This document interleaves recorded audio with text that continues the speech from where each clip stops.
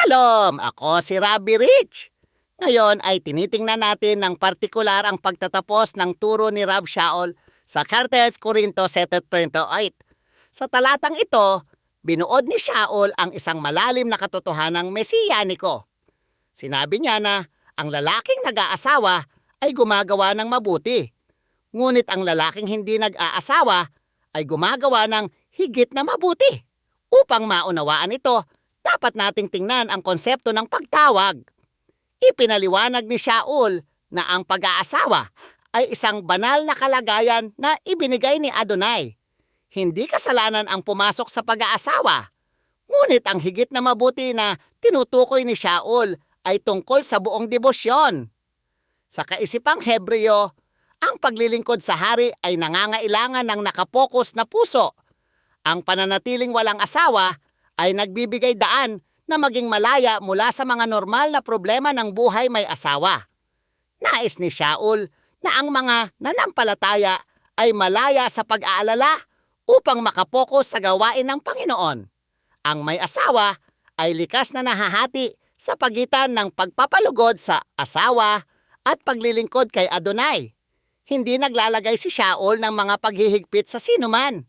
Ito ay tungkol sa wastong paraan at paglilingkod ng may buong debosyon.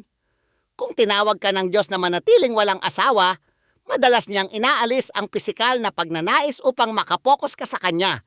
Ngunit kung nananatiling malakas ang pagnanais na iyon, ang pag-aasawa ang wasto at banal na landas. Hinihikayat ko kayong bisitahin ang Walk with Yeshua app para sa mas malalim na pang-araw-araw na paglakad.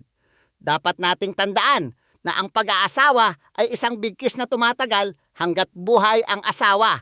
Kung mamatay ang asawa, ang babae ay malayang mag-asawang muli kung ang bagong asawa ay nanampalataya.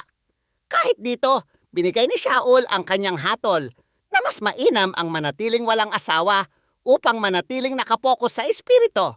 Ito ay tungkol sa pagkilala na ang mga bagay sa mundong ito ay pansamantala lamang. Sa modernong mundo, madalas tayong nakararamdam ng pressure na sumunod sa mga alituntunin ng tao. Ngunit ipinaaalala ni Shaul na tayo ay binili sa isang halaga at hindi dapat maging alipin ng mga inaasahan ng tao. May asawa ka man o wala, manatili sa Diyos sa kalagayang tinawag ka. Ang iyong panlabas na katayuan ay pangalawa sa pagtupad sa mga utos ng Diyos at pagsunod kay Yeshua. Pagpalain nawa kayo ni Adonai habang ninanais ninyong paglingkuran siya ng buong puso. Magpakatatag, manatiling nakapokus sa hari, at samahan ninyo ako sa susunod nating pag-aaral. Shalom Aleichem!